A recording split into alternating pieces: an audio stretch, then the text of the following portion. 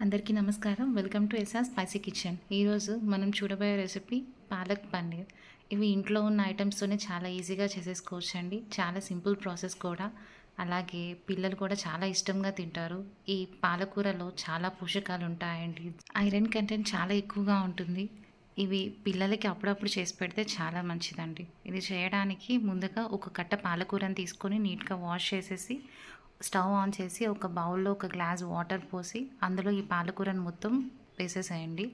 ఒక 1 are 2 minutes ఇలా ఉడికిన తర్వాత కొంచెం పాలకూరను తీసుకొని ఒక బౌల్‌లోకి చల్లటి నీళ్ళలోకి తీసేసుకోండి. అలా తీసుకోవడం వల్ల కలర్ చేంజ్ అవ్వకుండా ఉంటుంది.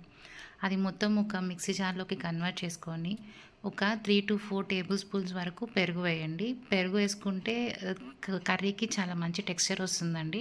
వేసేసి మొత్తం మిక్సీ పట్టేసేయండి పేస్ట్ లాగా. చూడండి ఇలా పేస్ట్ లాగా అవుతుంది. ఇది తీసి మొత్తం పక్కన పెట్టేసేయండి. ఇప్పుడు ఒక బాండీ పెట్టి 1 ఆర్ 2 టేబుల్ స్పూన్ వరకు ఆయిల్ వేసి, కొంచెం ఆవాలు, కొంచెం జీలకర్ర వేసి, ఒక ఆనియన్ సన్నగా తరిగి పెట్టుకున్నటువంటిది ఇందులో యాడ్ చేసేసేయండి. ఈ ఆనియన్ మొత్తం ఒకసారి మిక్స్ చేసేసి గోల్డెన్ బ్రౌన్ కలర్ వచ్చేంత వరకు కొంచెం వాడనివ్వండి.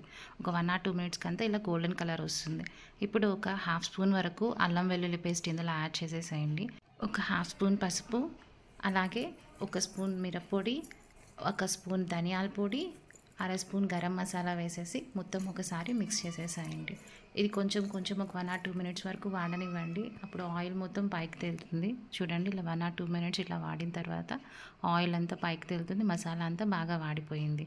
ఇప్పుడు మనం మిక్సీ చేసుకున్నటువంటి ఆ పేస్ట్‌ని, పాలకూర పేస్ట్‌ని మొత్తం ఇందులో యాడ్ చేసేద్దాం. యాడ్ చేసేసాక మొత్తం ఒకసారి మిక్స్ చేసేయండి. ఒక 1 మినిట్, 2 మినిట్స్ అట్లా ఉంచండి. ఇలా బాగా ఉడుకుతుందనమాట. ఇది ఉడుకుతున్నాక ఒక స్పూన్ వరకు సాల్ట్ వేసేసేయండి. ఒకసారి అంతా మిక్స్ చేసేసాక ఇప్పుడు కొంచెం కసూరి మేతి తీసుకొని కొంచెం క్రష్ చేసేసి అందులో యాడ్ చేసేసేయండి. ఇది కూడా మొత్తం ఒకసారి మిక్స్ చేయండి. ఒక 1 ఆర్ 2 మినిట్స్ అలా ఉడకనిస్తే కొంచెం దగ్గర పడుతుందండి. చూడండి ఇలా కొంచెం దగ్గర పడ్డ తర్వాత ఒక 150 గ్రామ్స్ వరకు పన్నీర్ని ఇలా క్యూబ్స్‌లా కట్ చేసుకొని అందులో యాడ్ చేసేసేయండి.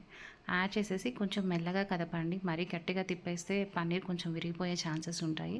సో కొంచెం మెల్లగా తిప్పండి. ఇప్పుడు మొత్తం దగ్గర పడ్డాక ఒక స్పూన్ నెయ్యి వేయండి. నెయ్యి వేస్తే చాలా మంచి స్మెల్ వస్తుంది. అలాగే రుచి కూడా చాలా బాగుంటుందండి. ఒక స్పూన్ నెయ్యి వేసి మొత్తం అలా మిక్స్ చేసేసుకోండి. ఒక 1 మినిట్ అట్లా ఉంచండి సిమ్‌లో పెట్టి. కర్రీ మొత్తం బాగా దగ్గర పడుతుంది. చూడండి కర్రీకి ఎంత మంచి టెక్స్చర్ వచ్చిందో.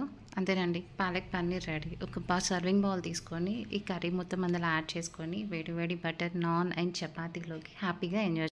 ఈ వీడియో కనుక మీకు నచ్చినట్లయితే please like, share and subscribe.